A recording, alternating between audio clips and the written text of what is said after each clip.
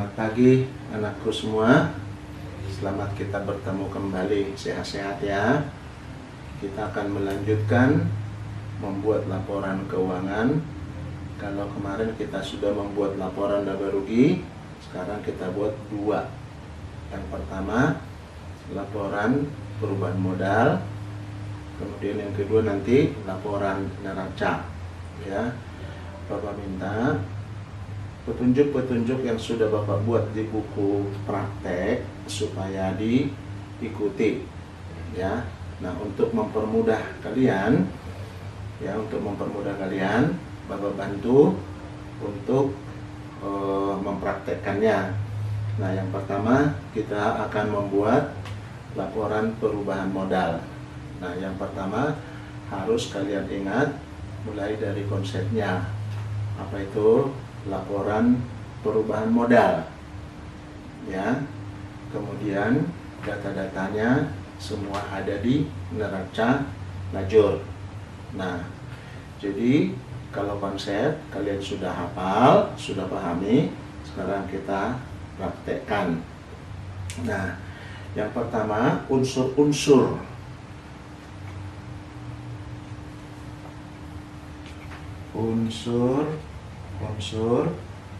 laporan perubahan modal.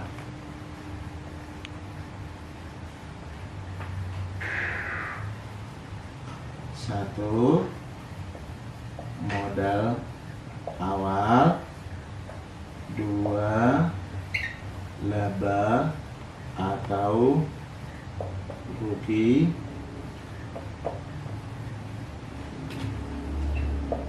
Kemudian yang ketiga, refer. Nah, hanya tiga unsur membuat laporan perubahan modal. Jadi tidak susah untuk diingat ya.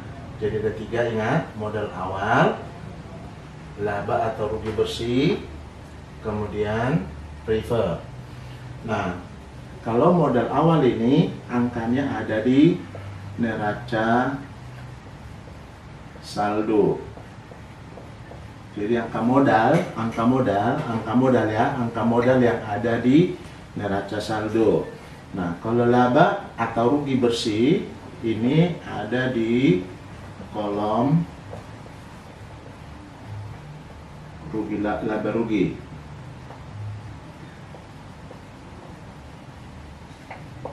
Neraca lajur.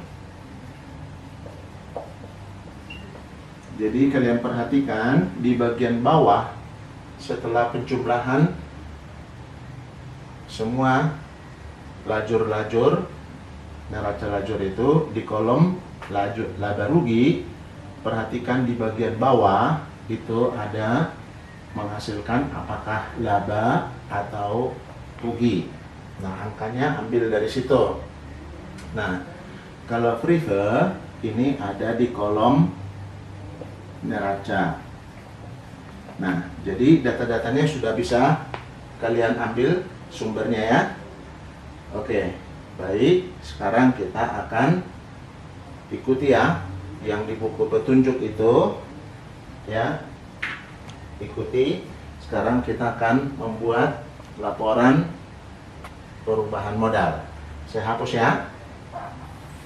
Nah, yang pertama selalu kita mulai dari identitas.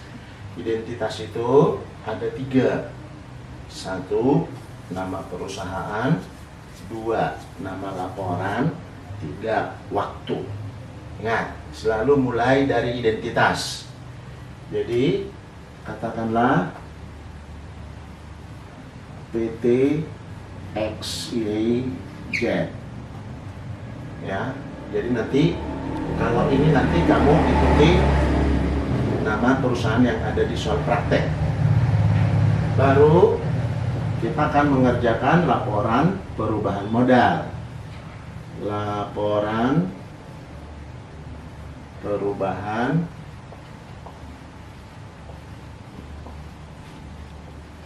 modal. Nah, jadi menulis identitasnya itu adalah simetris, rata tengah. Baru periodenya untuk tahun yang berakhir 31 Desember tahun berapa. Nah, identitasnya 3 baris seperti itu, harus rapi ya, simetris. Baru kita kasih garis pembatas. Nah, ingat tadi ada berapa unsurnya? Ada 3. Jadi kita laporkan dulu posisi modal awal. Ya. Ini contoh saja ya. Contoh. Katakan 200.000. Kemudian di antara unsur kedua itu pilihan, apakah laba atau rugi. Nah, kita misalkan dia memperoleh laba. Jadi laba bersih ya, katakan 60. Nah, dampak daripada adanya laba tersebut mengakibatkan modal bertambah menjadi 260.000. Nah, bagaimana kalau rugi? Nah, kalau rugi tentu ini harus ditulis rugi bersih. Kalau rugi 60 berarti ini harus dikurang. Jelas ya? Nah, karena laba berarti menambah modal. Akibat penambahan modal 60, maka jumlah modalnya menjadi 260. Jelas ya? Baru yang terakhir adalah prefer. Angkanya di mana tadi? Di kolom neraca. Ya, katakan 10.000. Nah, dampak daripada prefer itu adalah mengurangi modal. Jadi kita kurangi, maka kita akan ketemu angka modal terakhir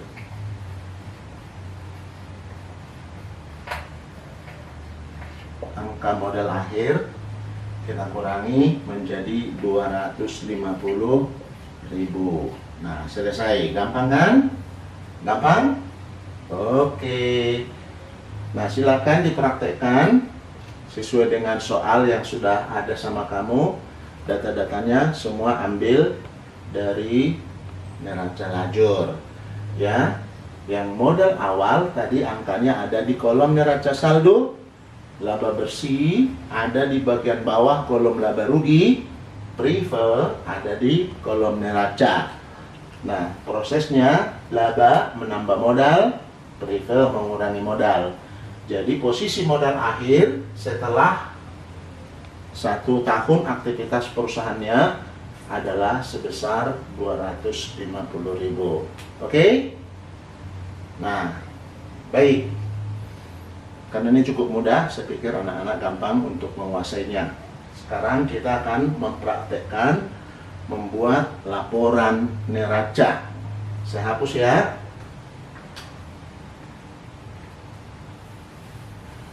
Nah, sekarang tetap selalu kita mulai dari identitas. Ingat, selalu mulai dari konsep neraca itu apa, gitu.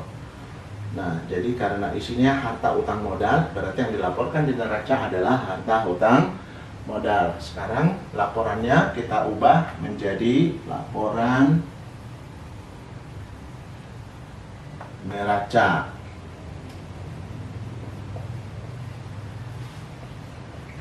Nah, di pengertian laporan neraca di situ disebut mengenai waktu. Adalah pada suatu saat tertentu. Pada suatu saat tertentu itu, ya, pada suatu saat tertentu itu artinya keberadaan data-data neraca itu, ya, misalkan kalau tutup buku 31 Desember, maka data-data yang ada di laporan neraca itu adalah data keberadaannya hanya berada pada tanggal 31. Sebelum tanggal 31 data itu belum seperti itu, dan sesudah nanti tanggal 31 data itu sudah berubah, maka itu artinya disebut pada suatu saat tertentu. Maka penulisan waktunya berbeda. Penulisan waktunya berbeda, maka ini langsung ditulis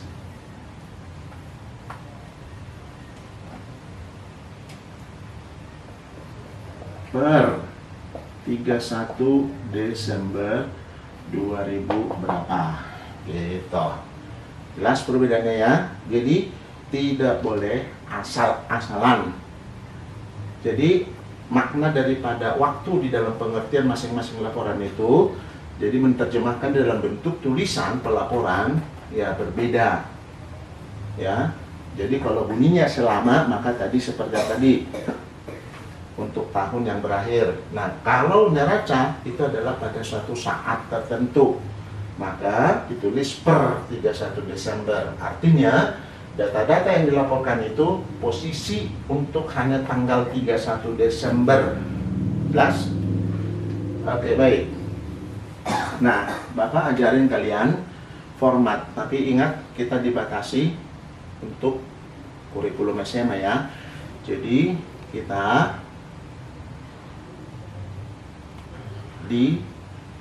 dibatasi kurikulumnya sehingga tidak semua data akuntansi itu kita pelajari. Jadi yang kita pelajari harta itu hanya dua yang kita praktekkan, harta lancar dan harta tetap.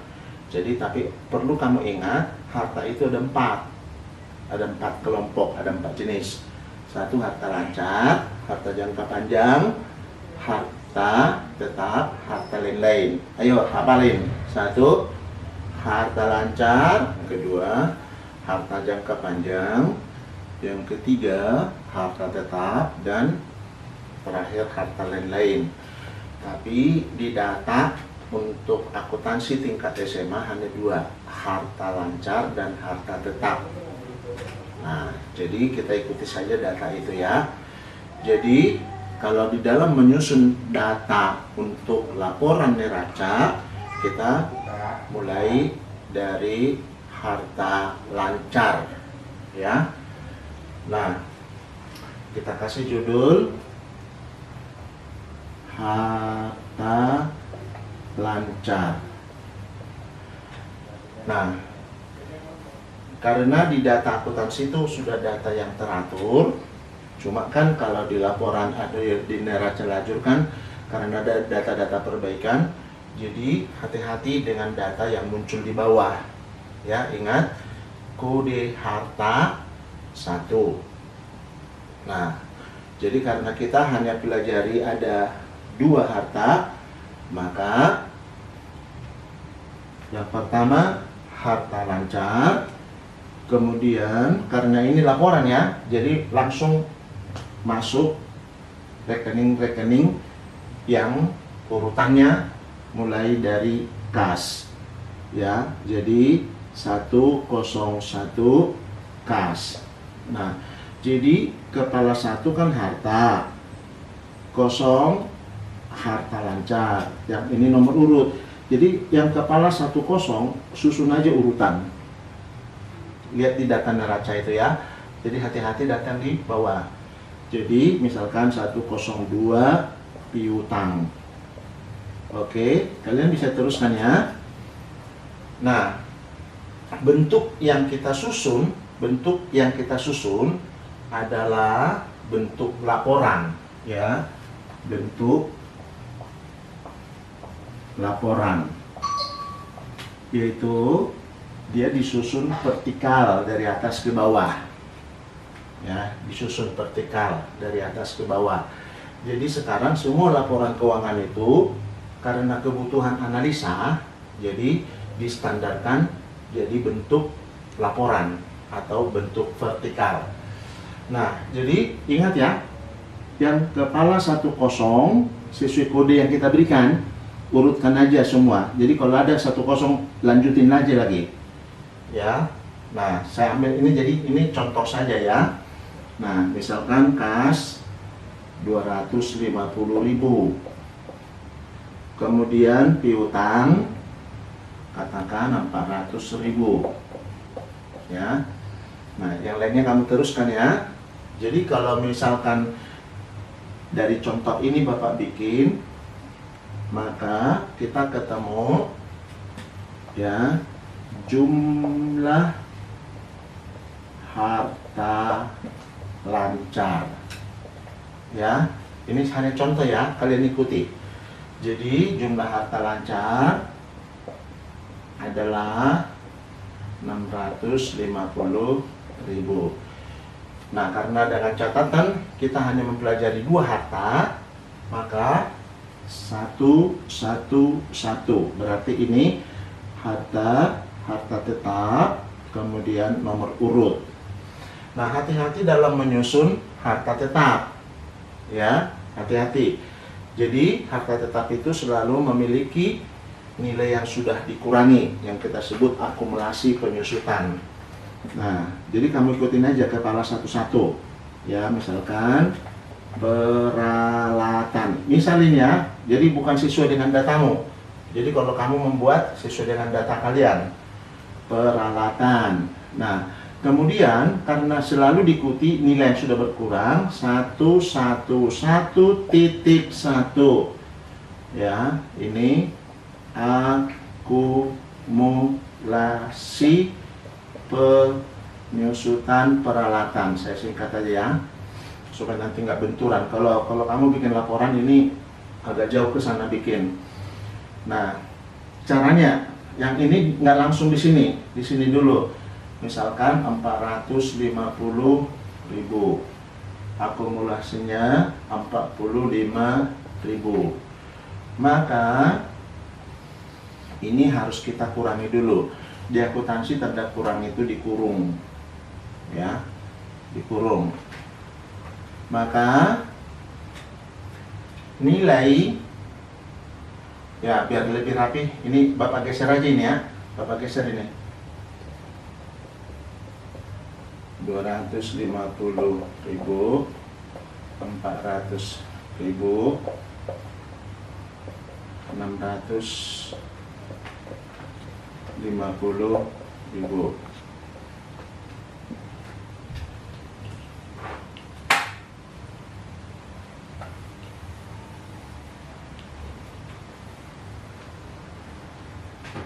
Nah, jadi ini posisi kurang, ini menjadi nilai buku disebutkan. Jadi ini harga perolehan, ini akumulasi dikurangi menjadi nilai buku. Nilai buku daripada peralatan itu menjadi 405.000. Nah, kalau masih ada yang berikutnya, ya misalkan 112, misalkan kendaraan.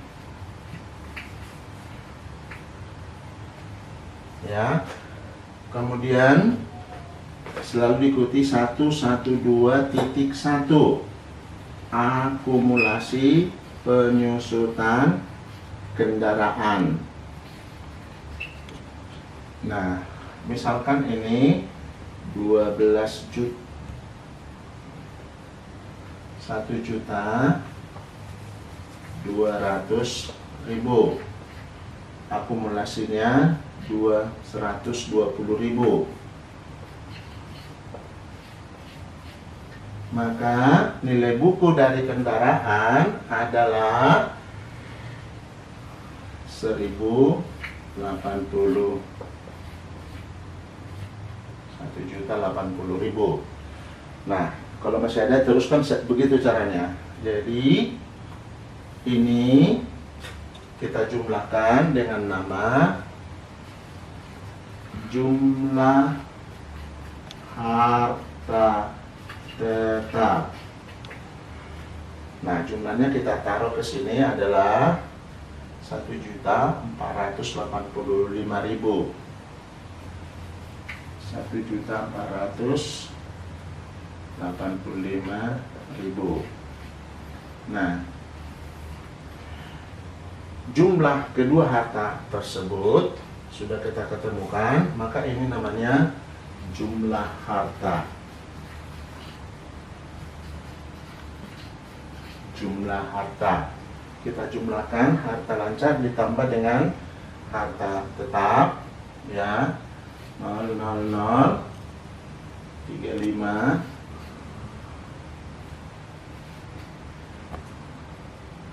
1 jadi 2.135.000, tutup dengan garis 2. Nah, jadi karena keterbatasan papan tulis ini tadi kan kita sebut bentuk laporannya vertikal kan. Nah, berarti utang dan modal kita susun di bawah, dilanjutkan terus ke bawah. Tapi karena media kita terbatas, ya. Tapi ingat cara menyusunnya, terutama ini nih, menyusun harta tetap. Jadi hartanya selalu diikuti akumulasinya. Angkanya tidak langsung dulu di sana. Jadi harus pintar mengatur-ngatur. Oke, sampai di sini paham? Paham ya? Nah, sekarang kita akan ingat harta di atas, kemudian utang lanjutannya, terakhir modal ya. Nah, sekarang ini akan saya geser, ya. Saya tinggal ngambil ininya ya, jumlah harta. Jadi karena kita lanjut ke bawah, saya hapus ya.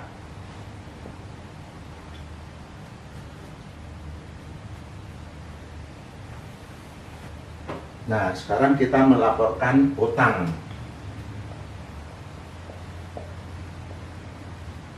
Nah, titik 2. Nah, utang itu ada 2. Utang lancar dan utang jangka panjang. Nah, jadi kita laporkan yang pertama, utang lancar, titik 2. Nah, misalkan itu kodenya 201, ya. Oh ya, sorry, maaf. Yang ini harus saya pindahkan dulu ya, supaya kelihatan nyambung.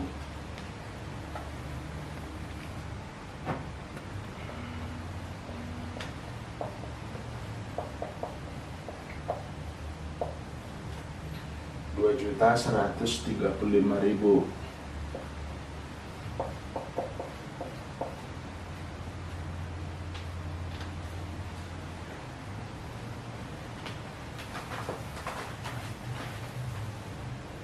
Nah, baru kita kasih hutang,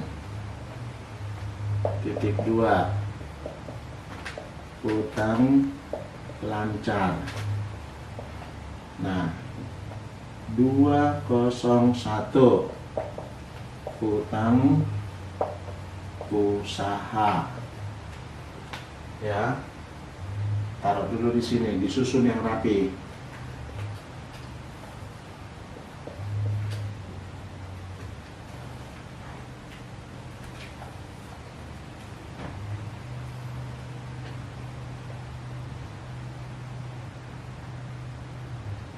Rp400.000.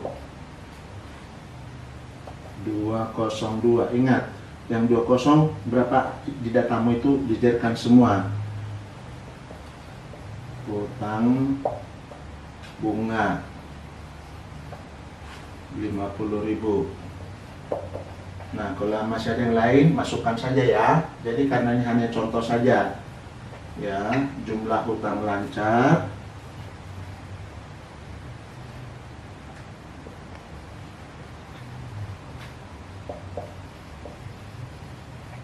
menjadi 450.000. Nah, kemudian baru kita masuk hutang jangka panjang. Ya, lihat kepalanya 211. Ya, hutang bank. Ya, kalau masih ada yang lainnya, laporkan semua. Ya, katakan 1.200.000. Ya, 1.200.000. Nah, sekarang jumlah hutang. Jumlah hutang menjadi, kita bawa ke sini, 1.650.000.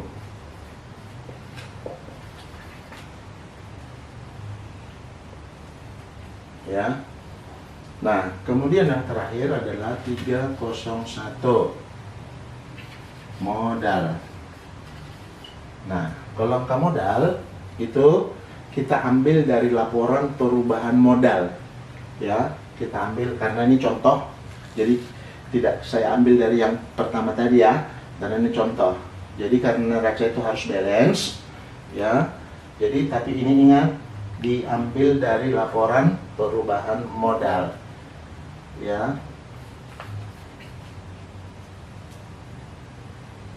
Anggap aja selisih dari sini, anggap aja karena neraca itu harus balance ya.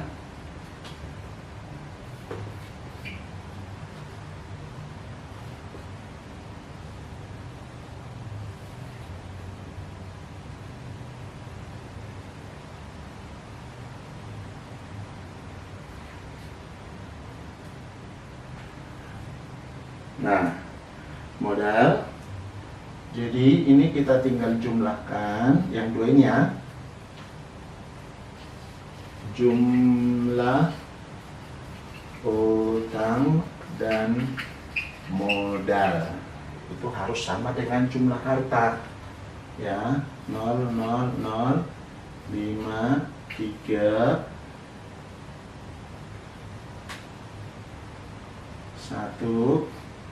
2.135.000. Nah, baru tutup. Selesai. Jadi jumlah harta dengan jumlah utang dan modal itu harus sama. Nah, jadi begitu. Tinggal anak-anak bagaimana kalian menguasai setiap materi yang kita bahas. Ya, ingat kelas 3 bernalar. Ya, jadi ini sudah saya bantu dengan contoh, tinggal kalian ikuti, tapi data kalian semua ada di neraca lajur. Jadi begini cara membuat laporan neraca. Saya harap anak-anak tidak mengikuti sikap malas. Ya, kemudian kalau kalian rajin berlatih, itu ilmu kalian akan semakin bertambah sehingga kalian makin cerdas. Jadi jangan merasa cukup kalau sudah memperoleh satu contoh. Kerjakan lagi, latih, latih, dan latih. Sukses ya anakku, jadi akuntan yang hebat.